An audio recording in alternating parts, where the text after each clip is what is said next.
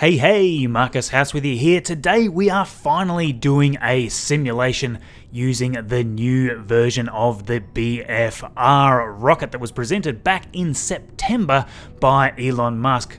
Sadly, we are just missing a few specifications that we'd really like to know about this version of the Big Falcon rocket, so we've done all we can to estimate and guesstimate to a certain extent the dry masses and wet masses of the entire vessel so that this simulation is fairly accurate, and I think we've done a pretty good job there. Now, this simulation is being done using the full Realism Overhaul set using Kerbal Space Program 1.3.1. This is just a little different to some of the previous videos you may have seen of mine doing Falcon Heavy and Falcon 9 simulations, because that was being run on Kerbal Space Program 1.2.1. So quite a few little things have changed here, but the general way that I am doing all of these simulations still very much the same, still using a more recent copy of Kerbal Operating System to program a lot of these landings, especially with the upcoming booster landing that I'll hopefully simulate here.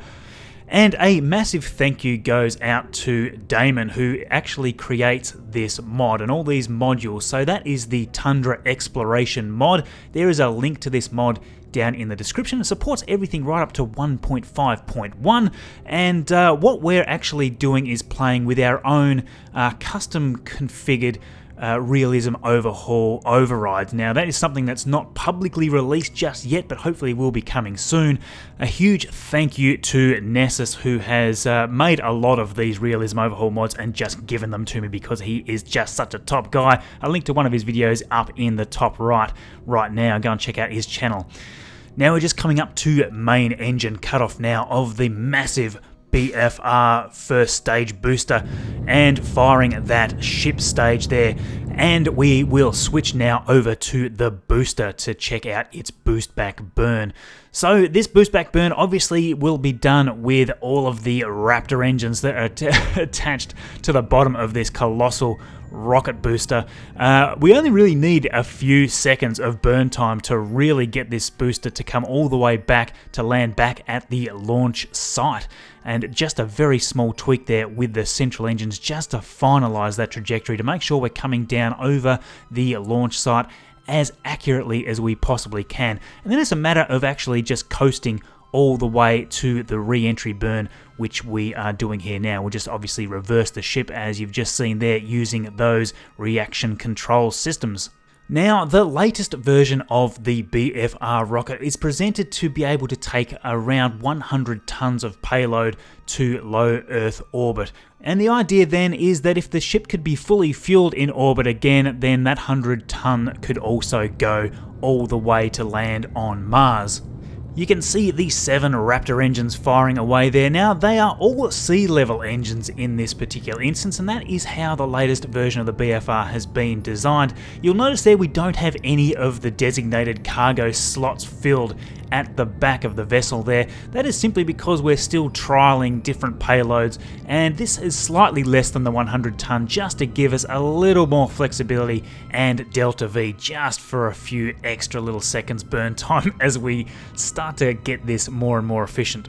Just finalizing our entry burn there now using only those 7 engines. We brought our surface speed right down there to around 800 meters per second. That's now increasing as we continue to fall through the upper atmosphere, but we will begin to slow down using these grid fins.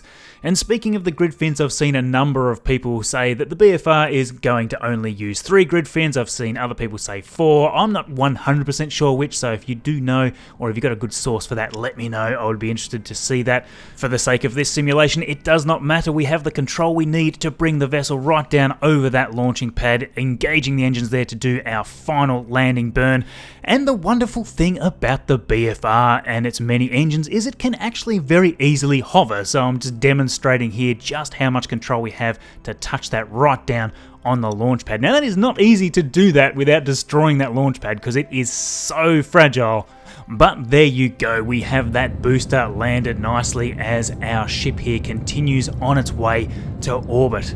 So I do have a very heavy payload crammed into the cargo bay of this ship, which we'll present here shortly, and in a future video I do plan to do another simulation that also includes the cargo slots at the back of the vessel near the engines to be filled up as well. They're actually still in development. I think they're just getting close to being released in the mod now.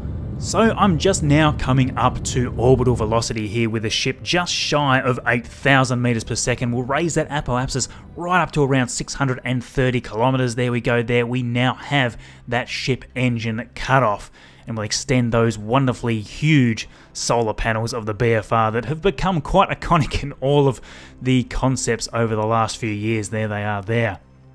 So the Big Falcon rocket is instrumental to SpaceX's plans to send humans to the moon and of course to Mars, and in this close to final form, hopefully close to final form, it's going to be a massive rocket reaching a height of almost 387 feet.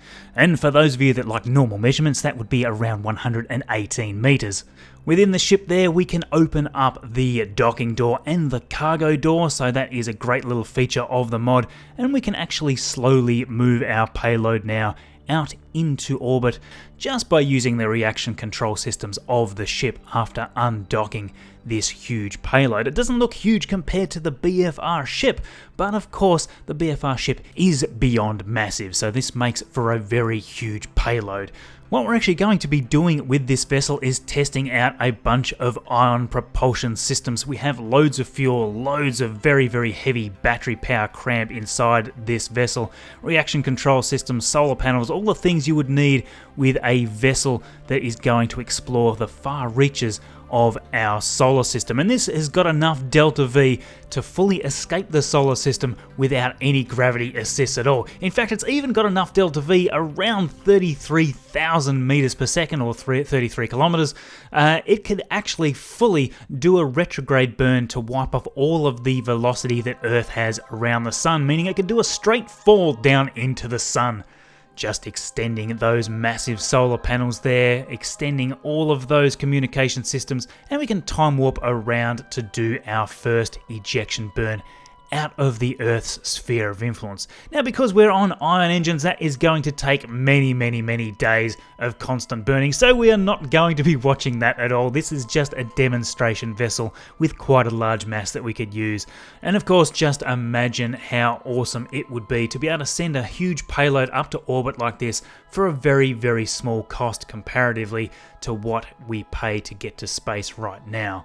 And the BFR is going to just change everything in that regard. So really looking forward to seeing some demonstration flights of this huge vessel, hopefully in the near future. The idea is that within a few years we should be able to see at least some demonstration flights of the BFR ship. So it is now time to do a re-entry burn to bring our trajectory so that it comes down over the top of the KSC.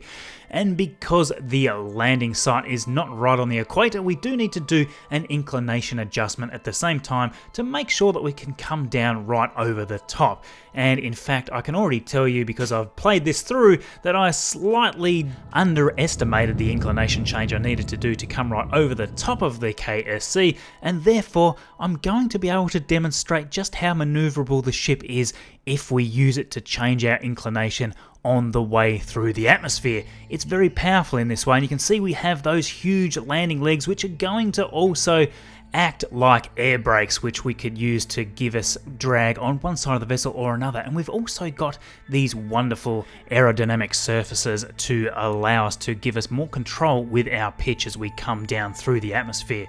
So you can see here I'm tilting the vessel horizontally instead of the standard vertical re-entry that we see in the simulations. This is because I am trying to change that inclination to bring us more over the top of that KSC, because I knew at this point that I was way out.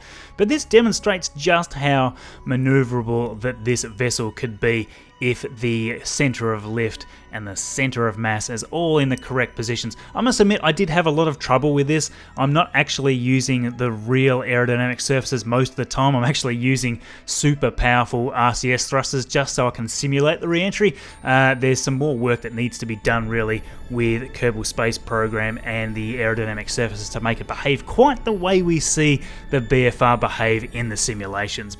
In the real world, of course, SpaceX is currently developing the BFR at the Port of Los Angeles near the company's headquarters in Hawthorne, California. And the company's shown off a few tests already done on key components of the rocket, such as the pressure tests on the vehicle's huge propellant tanks. And more recently, Musk showed additional photos of the completed portions of the booster, which is just awesome as well. Of course, Elon Musk is notoriously bad at estimating how long it's going to take to turn some of these things around. The current idea, though, is that SpaceX will be doing short hops of the Big Falcon ship in late 2019. Now we're just coming up here to the flipping of the ship. We need to turn the ship vertical, pull this vessel right up, wipe off all of our velocity, and then come down on the 3 landing legs, 2 of which are aerodynamic surfaces as well, kind of like those air brakes I talked about earlier. So there we go, pulling up, wiping off all of that horizontal velocity, engaging our 4 engines, only doing 4 engines to land, throttling right down to minimum thrust before we start taking back off again, and it cut the engines off right there to touchdown. Probably not quite as smoothly as I would have liked, just dropped a few meters there at the end just because I started to take back off again, but it was no problem. We did not have any parts of our vessel breaking apart. So there we go, a full simulation of the BFR launch and landing. Do stick around just at the end of the video. I've got a couple of bloopers of the booster landing, which is quite funny. I do hope you enjoyed that video. Please do take 1 second and hit that like button. All of your support is incredible. If you have any questions for me, whack them down in the comments below. And if this video has earned your subscription, welcome to the channel. I'll leave you now with a few of these bloopers. Have a wonderful weekend, and we'll see you all in the next video.